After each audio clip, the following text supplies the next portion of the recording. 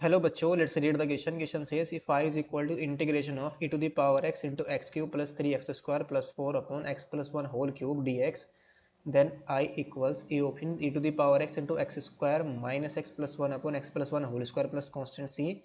B option is e to the power x into x square minus x plus 1 upon x plus 1 whole square plus constant c. C option is e to the power x into x square plus 2x minus 2 upon x plus 1 whole square plus constant c. D option is e to the power x into x square plus 2x minus 1 upon x plus 1 whole square plus constant c.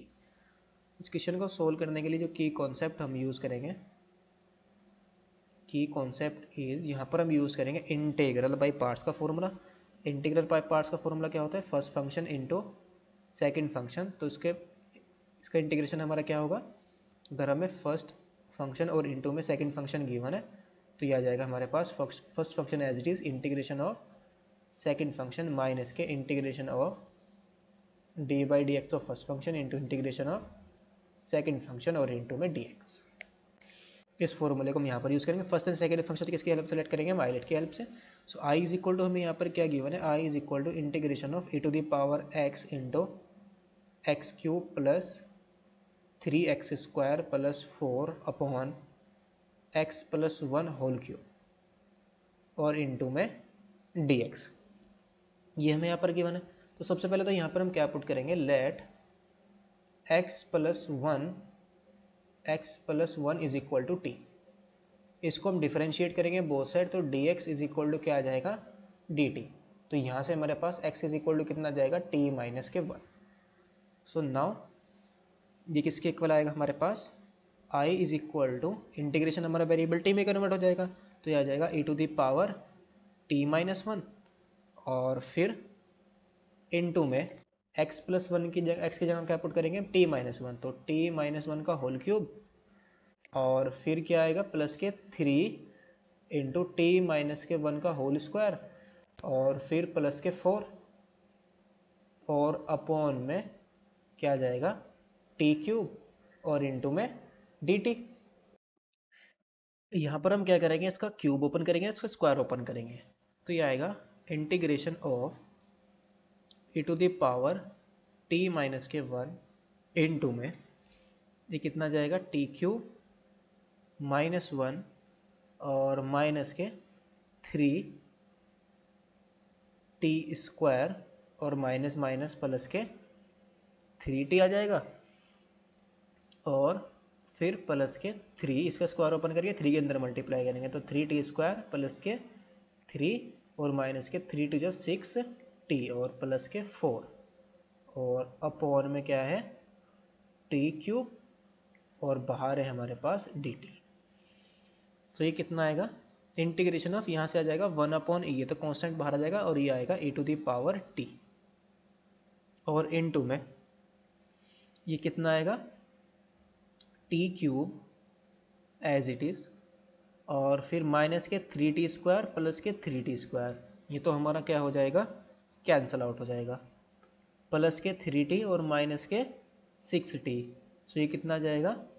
Minus के 3t minus के 3t और फिर 4 और plus 3, ये कितना आएगा?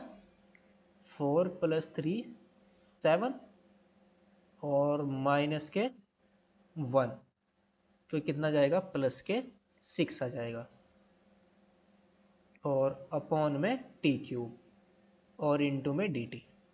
इसको हम सबको क्या करेंगे? अलग अलग डिवाइड कर देंगे, तो 1 upon a into integration of e to the power t और इंटू में 1 माइनस के 1 माइनस ये कितना आएगा? 3 अपॉन टी स्क्वायर आ जाएगा और फिर प्लस का क्या आ जाएगा? 6 अपॉन टी क्यूब और इंटू में डी टी.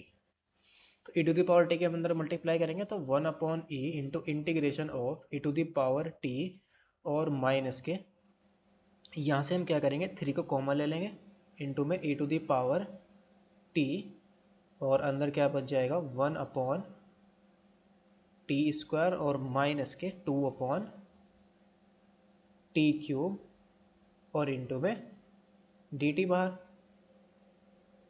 इसके हम अंदर मल्टीप्लाई करेंगे तो 1/a into integration of e to the power t into d t minus के 1/e और इंटू में 3 integration of e to the power t और इंटू में 1/t² माइनस के 2 into e to the power t upon t³ और into में dt। ये आ जाएगा हमारे पास। तो इसका इंटीग्रेशन तो हमारा कितना आएगा 1/e और इंटू में e to the power t, ये आ गया। और फिर माइनस के 3/e है, ये हमारा कितना है 3/e। इसको हम अलग अलग लिख लेंगे फिर से, integration of e to the power t upon t² into d t, और फिर माइनस के ये कितना आ जाएगा 3 अपॉन माइनस माइनस प्लस हो जाएगा 3/e into integration of 2 into e to the power t और अपॉन में 1/t³ और इंटू में dt। तो इसको हम इस वाले इंटीग्रेशन को एज इट इज रखेंगे, इसको हम इंटीग्रेट करेंगे इंटीग्रल बाय पार्ट से। तो ये हमारा फर्स्ट फंक्शन और ये हमारा सेकंड फंक्शन। ये हमारा क्या आ जाएगा, सेकंड वाले को ना इंटीग्रेट करके हम किसको इंटीग्रेट कर लेंगे, फर्स्ट वाले इंटीग्रेशन। यहाँ पर हम क्या करेंगे e to the power t हमारा फर्स्ट, ये तो हमारा 1/t² फर्स्ट फंक्शन और e to the power t हमारा सेकंड फंक्शन बन जाएगा।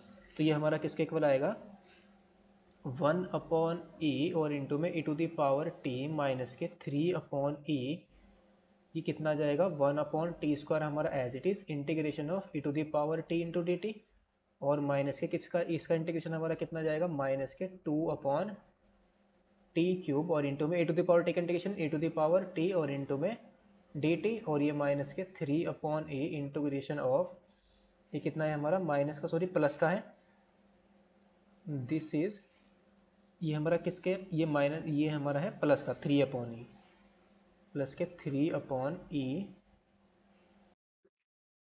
और फिर कितना है 2 into e to the power t upon t³ और इंटू में dt। सो ये हमारा किसके इक्वल आ जाएगा, और प्लस के यहाँ पर हम ऐड कर देंगे कांस्टेंट c। तो e to the power t minus 1 minus के 3/e 1/t² e to the power t का e to the power t, और माइनस के ये किसके इक्वल आ जाएगा माइनस माइनस प्लस, और ये माइनस बाहर है तो 3/e into integration of 2 into e to the power t upon t³ और प्लस के 3/e into integration of 2 into e to the power t upon t³ और इंटू में dt प्लस के कांस्टेंट c। तो ये तो हमारा कैंसिल आउट हो गया। तो क्या बचा हमारे पास e to the power t minus 1 और माइनस के 3/t², और ये भी कितना जाएगा e to the power t minus के 1। तो यहाँ से हम क्या करेंगे e to the power t minus 1 को कॉमन ले लेंगे, क्या बच जाएगा 1 माइनस 3/t² बच जाएगा, और प्लस के यहाँ पर कांस्टेंट से 3/t²। तो यहाँ पर हम क्या करेंगे t की वैल्यू पुट कर देंगे, तो e टू द पावर ये कितना जाएगा x आ जाएगा यहाँ पर, और 1 माइनस के 3 ये कितना जाएगा t की वैल्यू x प्लस 1, और इसका क्या आ जाएगा होल स्क्वायर प्लस के कांस्टेंट c। तो फाइनली हमारे पास क्या आएगा e to the power x into x plus 1 का होल स्क्वायर ओपन करेंगे तो x² प्लस 1 और प्लस 2x माइनस के 3 अपॉन x प्लस 1 का होल स्क्वायर प्लस के कांस्टेंट c। तो फाइनली क्या आ जाएगा e to the power x into x² plus के 2x माइनस के 2 अपॉन में x प्लस 1 का होल स्क्वायर प्लस के कांस्टेंट c। तो ऑप्शन हमारा कौन सा करेक्ट हो जाएगा, option number c is the correct option. Hope you understood it well, best of luck, thank you.